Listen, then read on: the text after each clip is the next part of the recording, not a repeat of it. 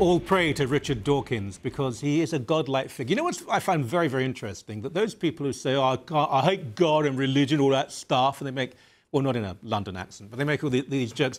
It's not that they then become very free-thinking, whatever that is. They just bring in another God and another ideology, another liturgy. When poor old Chris Hitchens died, there was a cult of Christopher Hitchens, and the same around Dawkins and Sam Harris and all the rest of them.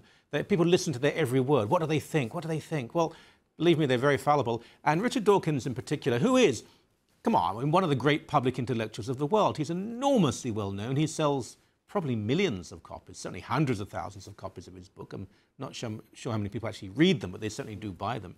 But now we've found out something rather interesting, that he's very choosy in who he will debate with. And there are all sorts of people who will say, no, they're not worthy, they're not really qualified, which is a euphemism, a smokescreen, a miasma of dishonesty. What he's really saying is, they frighten me. Scott Masson is an academic, teacher, professor, associate pastor at Westminster Chapel and all sorts of things. Great to have you here. Great to be here, John. And I suspect that you know all this anyway about Dawkins. We just received an email from the UK that really revealed some information, but he's notorious for this, isn't he? He is notorious for this. He's publicly ducked leading apologists who've offered to debate him. Yeah. One American apologist in particular went there, and Dawkins declined to debate with him, saying, who is this man? I don't want to give him any profile. Well, he's the leading apologist, at least amongst certain Christians. By apologist, by the way, we don't mean saying sorry, we mean explaining and justifying. Rationally justifying the Christian faith. So he would be the ideal man to speak to the issues that Dawkins is addressing. Who was that person? I've just forgotten his name. Is that William Lane Craig? William Lane Craig. I've interviewed him a couple of times. He's a very impressive man, an author, very clever. He's highly intelligent, and he's given a great deal of credibility. He's a very good debater, and I think this is the reason that Dawkins ducks him. The other man he's ducking, quite frankly, is this his fellow Oxford professor, John Lennox, who's a professor of mathematics, who Dawkins says is not a scientist because he doesn't hold to the views that Dawkins himself holds to. So because he believes in miracles, Dawkins says this man is not a scientist, he's not worthy of debating.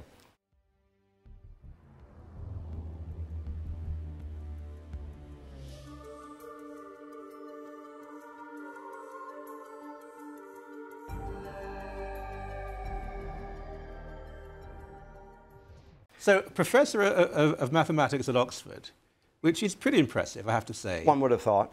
But because he doesn't think in the same way as Dawkins, Dawkins, the snob, then says he's not worthy of debate. Thus, I think the reality is that I think Dawkins is out of his depth in the issues that he speaks to regularly, matters of faith. Yeah. His understanding of Christian theology is quite frankly embarrassing. Yeah.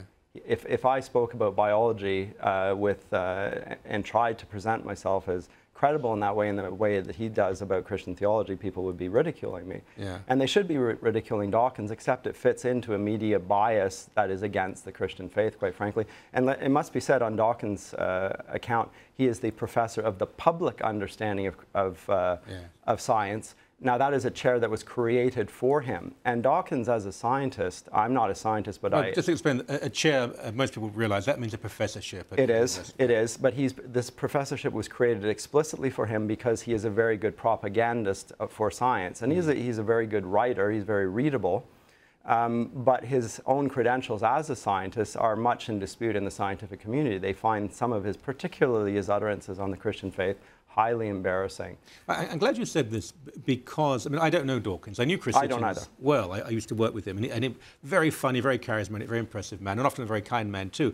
But his writings on faith were third-rate. They were third-rate. Dawkins is very good in his field, but again, his understanding of theology is not impressive. But he is a propagandist. He does communicate well, and there's a certain sexiness to embracing him. So people say, oh, look, have you read Dawkins? My God. Yeah. There are much better than Dawkins. Bertrand Russell's a much better mind, for example. But yes, he is. There are wonderful minds on both sides of the debate, but only one side is listened to in popular mass media. Well, Dawkins says that his view is the scientific view, which is a loaded term. And to say that is to say if anyone doesn't agree with you, then they're not scientific. But his understanding of science, it doesn't pass the bar of what he uses to distinguish what science is, which is that it has to go through the experimental method. Well, what experimental method has he used to come up with his definition of science. He says that if you prove it through evidence, and I can replicate that, that is science. Well, that reduces the understanding of experience very narrowly. So science is only something that can be demonstrable in a laboratory. Well, many of the things that we take for granted and think are entirely rational, we can't prove in a laboratory like that. So he is a reductionist, and actually, specifically, he's a logical positivist. Well, logical positivism went the way of the dodo in scientific circles 50 years ago. It's a very tired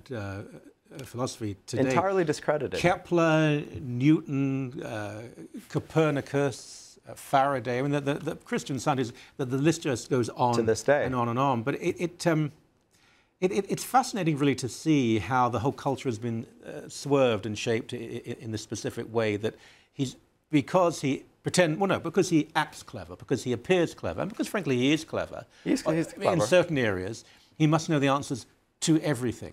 And in areas of theology, he doesn't even ask the right questions. He doesn't ask the right questions, and he receives the wrong answers as a result. And he ridicules anyone who looks at the issues differently than his. He says, again, he reduces reason to what he calls science. And again, that means that anybody who thinks differently than he is, as a consequence, irrational. Well, if he wants to come on this show and debate, there is a table, albeit a very small one, and another chair for him here. Thank you so much for your time. I appreciate it. You're very welcome.